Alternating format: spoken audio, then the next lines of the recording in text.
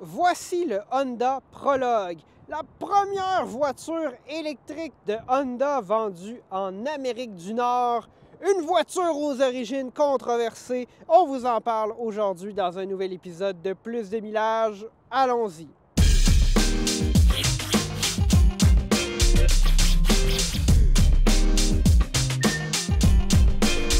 Qu'est-ce qu'un prologue? Mais c'est un avant-goût de ce qui viendra par la suite et c'est un nom bien choisi pour ce véhicule-là de Honda puisque Honda n'a pas encore de gamme entièrement électrique en Amérique du Nord qui soit disponible et donc ils ont misé sur GM pour produire leur premier véhicule électrique, le Prologue, qui est un cousin donc nippon mais fait aux États-Unis par GM du Chevrolet Blazer EV. Donc nous avons le Blazer EV, le Cadillac Lyriq, le Acura ZDX et le Honda Prologue qui sont tous construits sur la même plateforme avec certaines variations, là, probablement au niveau des batteries et des motorisations de la puissance. Ce genre de choses-là, mais on a 4 véhicules cousins qui sont fabriqués dans 2 usines différentes. Si je ne me trompe pas, sinon vous pouvez me corriger dans les commentaires. On a 288 chevaux sous le capot en version à traction intégrale. Une version à traction, je ne crois pas que ce soit disponible ici, là, de 220 chevaux. Mais c'est les 288 chevaux qu'on essaie aujourd'hui. Je vais y revenir au niveau là, de mes impressions de conduite plus tard dans la vidéo. Donc, c'est un cousin du Blazer EV. C'est toujours un peu la même stratégie. Relativement à grosse batterie dans un véhicule qui, lui, n'est pas si gros que ça. Et ça nous permet d'aller chercher des autonomies relativement respectables. Pour ce qui est du look, le Honda Prologue n'a pas tant l'air que ça du Blazer, quoique sur les lignes à l'arrière, plutôt la forme globale du véhicule, on le reconnaît, mais au niveau du design, ça reste un peu distinctif. Il se trahira par ses roues qui ont 6 écrous, donc 6 écrous de roues, ce qu'on verrait typiquement sur une camionnette, mais qu'on voit sur les VUS de la plateforme Ultium de GM sur laquelle celui-ci est bâti.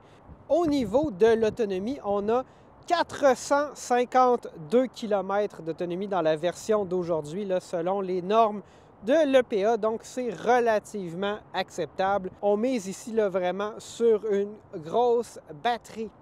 Je vais attendre un petit peu probablement la conclusion de l'épisode pour vous parler de la suite de la stratégie d'électrification de Honda. Donc, voyez cet essai comme un prologue qui introduira la série 0 de Honda, dont on pourra parler un peu plus tard dans l'épisode. Nous voici maintenant à l'avant du Honda Prologue. Si vous avez remarqué que je ne suis pas habillé comme dans le début de la vidéo, c'est parce que j'ai brisé mes micros hier et j'ai dû reprendre les segments intérieurs du véhicule. Fait qu'on a quand même là, beaucoup d'engagement en plus de millage envers vous. On va s'assurer de vous donner du contenu de bonne qualité. Et donc, vous n'aurez pas du son de téléphone, vous allez avoir du son des vrais micros aujourd'hui. Donc, l'intérieur du Honda Prologue est typique Honda. Donc oui, bien sûr, c'est un véhicule fait par GM. On va y revenir sur les éléments de ressemblance. Mais ce qui me marque des véhicules Honda, maintenant que j'ai la chance de pouvoir en essayer, on a essayé le CR-V récemment, c'est que ce sont des intérieurs assez sobres, en effet. Donc on a quand même du rangement, un petit espace pour les poulets. Je ne sais pas si ça fonctionnerait là, dans le cas d'aujourd'hui. Des accents de piano noir, des surfaces moussées, différentes textures, mais en général, pas tant de boutons que ça. On a quand même des boutons physiques pour la ventilation. On a quand même des boutons au volant. Ils ont quand même fait attention de ne pas nous donner une surabondance de boutons, tout en mettant quand même certaines fonctionnalités là, dans le système d'infodivertissement. Donc, une approche assez équilibrée. Pour ce qui est du reste, on a un combiné d'instruments entièrement numériques, un volant qui est assez là, de bon diamètre pour ce qui est des branches. Donc, c'est vraiment là, un volant assez chunky, comme on dit. Ça, c'est vraiment à vous de voir si vous aimez ça. Moi, personnellement, je préfère un volant un peu plus fin. Donc, combiné d'instruments très inspiré de GM, système d'infodivertissement aussi. Ça vient directement de chez GM. On a un écran d'une douzaine de pouces, donc qui est quand même de bonne taille, Android Auto et Apple CarPlay sans fil. Je l'ai utilisé cette semaine. Ça fonctionne très, très bien. Il n'y a vraiment aucun problème à ce niveau-là. On a un chargeur à induction dans le Honda Prologue Touring. une mode, ou disons quelque chose qu'on commence à voir là, dans certains véhicules, entre autres les Coréens, Tesla offre ça, c'est d'avoir 2 chargeurs à induction dans le véhicule. Là, peut-être que je deviens un peu là, trop, disons, first world problem, là, mais je trouve que dans un véhicule moderne aujourd'hui, on s'est tellement habitué avec la recharge à induction, on choisit des versions de véhicules des fois juste à cause de ça. C'est un bon élément différenciateur que les constructeurs peuvent mettre pour vous forcer ou vous inciter là, poliment à choisir pas le modèle de base. Bien, rendu là, je me dis, mettez-en 2. On a quand même assez d'espace dans ce véhicule-là. Ça aurait pu être réagencé pour permettre d'avoir 2 chargeurs à induction ou de la place pour 2 téléphones. Au niveau des commandes, là, ici, de nos petits bâtonnets, très, très, très GM. Donc, on a un levier de vitesse à colonne qu'on tire vers soi. Je m'étais plaint un peu dans l'Equinox, je trouvais pas ça pas assez intuitif, mais après 2 semaines dans des véhicules là, de cette architecture-là, finalement, je trouve qu'il n'y a aucun problème. C'est plutôt là, au niveau des essuie-glaces avec les petites commandes GM qui sont comme derrière le bâtonnet. Là, ça, je trouve ça un peu plus désagréable. Pour ce qui est du reste, je vous dirais qu'en général, j'apprécie bien cet intérieur-là. Bouton physique pour le volume, bien sûr. Donc ça, la plupart des constructeurs là, ont annulé, disons, leur décision dans le passé d'éliminer le bouton du volume. Petite patente des Gugus. Vous avez ici la braquette, là, ou plutôt la languette pour ouvrir le capot avant. Donc, il n'y a pas de frunk dans le prologue, mais on a quand même, bien sûr, le remplissage du lave-glace et des éléments mécaniques.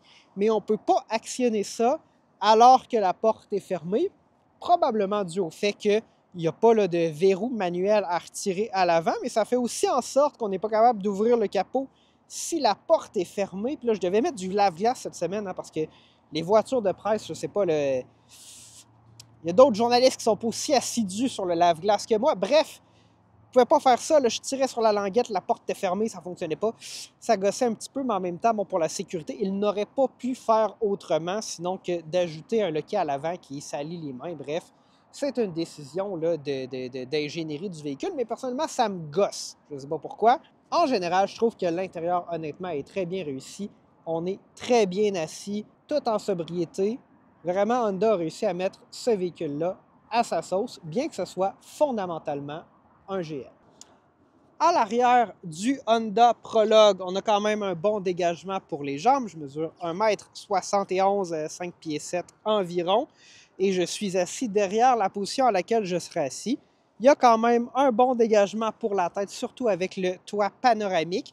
On retrouve ici des plastiques durs qui sont en version moussée à l'avant, quoique ça ici, c'est moussé là, en cuirette. Donc ça, c'est un peu la tradition Honda. On en donne un peu moins au niveau des matériaux à l'arrière. Quoique, je pense pas que ça va vraiment déranger personne. C'est peut-être plus moi et Alexandre qui ont plus l'habitude d'essayer plein de voitures qui remarquent ce genre de détails-là, mais vos passagers à l'arrière ou les enfants qui s'assieront ici n'y verront que du feu. Nous avons aussi une prise 110 volts, donc parfait pour recharger les appareils des enfants avec les prises USB-C ou même mettre une console ou peu importe quelque chose comme ça.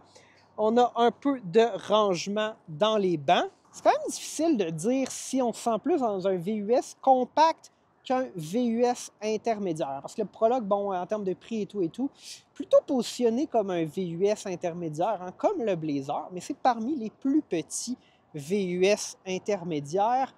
À l'arrière, ça paraît pas trop, mais c'est vraiment qu'on va aller voir l'espace cargo que ça va transparaître. Nous voici maintenant à l'arrière du Honda Prologue. On va ouvrir le coffre.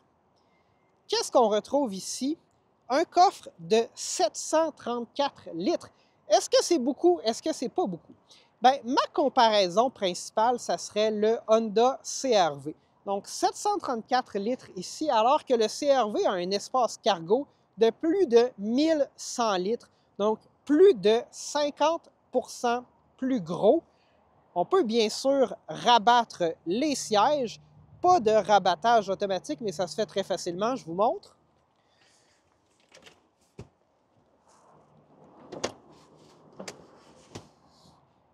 Personnellement, je préfère un système mécanique rapide et efficace comme celui-ci à un système automatisé ou électrifié. Donc là, on a 1600 litres, un peu plus de 1600 litres de volume. Et dans un CR-V, l'écart se creuse à 2100 quelques litres, donc là, plus de 500 litres d'écart. Donc ça s'explique par cette plateforme-là du Blazer EV, un véhicule assez large, mais on ne vient pas maximiser le volume de l'habitacle. Certaines difficultés à se différencier au niveau du volume versus les VUS compacts. L'équivalent serait l'Equinox dans l'électrique sur la plateforme Ultium. Donc, un peu dans les plus petits VUS intermédiaires à 5 places. Donc, moins de volume, moins de hauteur surtout dans l'espace d'habitacle que dans le Honda CR-V. Et ça, c'est quelque chose que les VUS compacts thermiques japonais, que sont le RAV4 et le CR-V, font extrêmement bien en venant rabaisser le seuil de coffre, maximisant la hauteur de toit, en évitant les lignes trop coupées dans le coffre. On vient donner, du moins sur papier, énormément de volume. Donc ça, c'est peut-être une de mes petites déceptions par rapport au Honda Prologue. Oui, nous avons un peu d'espace sous le coffre pour venir y mettre des petits objets, la borne de recharge de niveau 1 par exemple, mais ça reste là, plutôt limité en termes de volume, et ça, ce serait un des éléments qui m'amènerait à me questionner. J'adore le Prologue là, en général, mais au niveau du volume, il faut juste voir si ça correspond à vos besoins ou pas. Nous voici maintenant au volant du Honda Prologue. Comme c'est une voiture de presse, j'ai eu la chance de passer toute la semaine avec le véhicule. Donc, je peux vous donner mes impressions, qu'est-ce que j'ai aimé, qu'est-ce que j'ai pas aimé. La première chose que j'ai appréciée, c'est de voir que la puissance est quand même très adéquate. Parce qu'en fait, on avait essayé le Acura ZDX Type S vers la fin de l'année dernière ou l'automne dernier. Le ZDX Type S est censé avoir 500 chevaux. Là, on en a 288 dans le Prologue. Et honnêtement, je vois très peu de différence entre les deux. Évidemment, je ne les ai pas essayés l'un après l'autre, mais ça m'avait paru, disons, inadéquat, pas assez, pas à la hauteur des prétentions dans le ZDX Type S, alors que dans le Prologue, je trouve que c'est très adéquat. J'ai de la difficulté à différencier là, le 212 chevaux de différence qu'on est censé avoir entre les deux. C'est peut-être aussi une question d'attente au sens où mes attentes pour le ZDX Type S étaient beaucoup plus élevées, alors qu'elles étaient modérées pour le Prologue, mais c'est très adéquat là, dans son segment.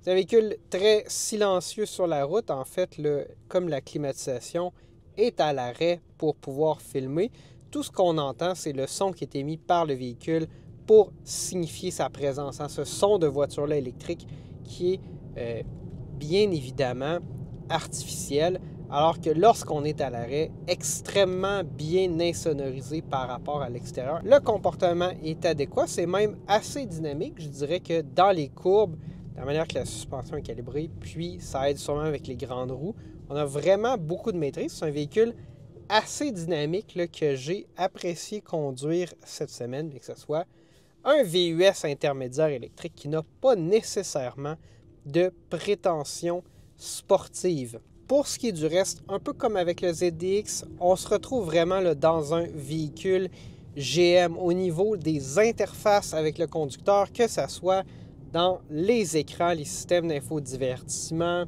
le bras de levier, les essuie-glaces. Donc, on avait essayé, moi et Alexandre, récemment un Equinox EV pour faire un essai routier là, qu'on a publié. Et puis, on retrouve là, le même levier d'essuie-glace. Puis de la manière que c'est positionné, là, le choix pour les essuie-glaces avant et arrière, je trouve ça un peu moins intuitif que dans d'autres véhicules. C'est une version Touring qu'on a aujourd'hui, ça demeure assez sobre au niveau de l'intérieur. La conduite à une pédale est assez agressive, donc ça c'est bien, c'est pas tous les constructeurs qui vont vous donner là, la conduite à une pédale très bien intégrée ou assez agressive sur le freinage lorsqu'on relâche la pédale. Donc ça, c'est quelque chose que je trouve bien. Honda le fait mieux que certains autres constructeurs qui sont plus timides là, au niveau de la conduite à une pédale. Nous avons aussi une palette au volant, comme dans la Bolt, là, pour venir, disons, maximiser le freinage régénératif, quoique lorsque la conduite à une pédale est en mode élevé, on n'a pas nécessairement plus, ou du moins je ne perçois pas un freinage régénératif qui soit plus agressif que ce que la conduite à une pédale nous donne. La conduite à une pédale permet de faire un arrêt complet. Donc, comme je le mentionnais, là, ça, j'apprécie ça qu'au moins on nous donne l'option. J'ai pas eu la chance de faire de test d'autonomie avec le Prologue, mais Alexandre a déjà fait un défi 500 km avec. Donc, si vous n'avez pas déjà vu cet épisode-là, je vous invite à aller le regarder. Ça conclut pas mal nos essais de conduite. Véhicule relativement dynamique qui se déplace bien, adéquat au niveau de la puissance, confortable et très bien insonorisé. Nous voici maintenant arrivés à la conclusion de notre essai du Honda Prologue. Donc, avant de vous donner mes impressions finales, je voulais quand même parler d'un peu la suite des choses pour Honda et surtout au Canada. Bon, Honda, c'est une entreprise qui a un pied à terre au Canada qui produit ici le CR-V et la Civic, qui sont deux véhicules extrêmement bien vendus. La Civic a longtemps été d'ailleurs la voiture la plus vendue au Canada. Donc, si vous voulez les encourager, dans le thermique, ces voitures-là sont disponibles aussi en version hybride, bien sûr. Ceci étant dit, Honda n'a pas encore une chaîne d'approvisionnement de véhicules électriques en Amérique du Nord. C'est un peu pour ça qu'ils passent par GM pour produire le Prologue. Ils ont dévoilé récemment le premier concept ou prototype de leur série 0 qui sera la suite des choses pour Honda dans l'électrification. Donc, ils vont produire eux-mêmes leur propre véhicule électrique et étendre cette gamme-là qui va s'appeler série 0. Et pour ce faire, ils investissent d'ailleurs quelque chose comme 15 milliards de dollars au Canada, principalement en Ontario, où à partir de 2028, ils seront en mesure d'avoir une chaîne d'approvisionnement de batteries totale et complète, ainsi que la capacité de produire 240 000 véhicules par année, 36 gigawattheures de batterie par année, ce qui serait l'équivalent de probablement quelque chose comme 360 000 véhicules. Donc, quand même assez impressionnant au niveau de cette chaîne-là. Donc, à partir de 2028, on devrait voir des véhicules Honda électriques fabriqués au Canada. À partir de 2030, ça devrait avoir un impact assez significatif de réduction des coûts par rapport au coût actuel de production des véhicules électriques. C'est un peu ce que Alexandre et moi, on vous annonce depuis quelques années. 2027-2028, c'est là que les chaînes d'approvisionnement nord-américaines pour les véhicules électriques vont être pleinement en place et qu'on verra une réduction significative du coût des batteries et probablement des véhicules qui vont venir avec ces batteries-là. Maintenant, pour conclure sur le Prologue, je trouve que c'est un véhicule qui est super bien insonorisé, très confortable. La puissance de 288 chevaux est très adéquate dans le segment. Ça ne paraissait pas anémique. Ce n'est pas non plus des prétentions extrêmement élevées comme le ZX Type S qui n'avait pas nécessairement répondu à mes attentes. Donc, j'ai quand même assez apprécié ce véhicule-là. On se sent bien sûr dans un GM, que voulez-vous? C'est ça la réalité du véhicule qu'on a pu essayer aujourd'hui. Mais ça demeure un excellent choix. Personnellement, entre ça et un Blazer EV, je pense que vous pouvez bien choisir celui qui vous plaira.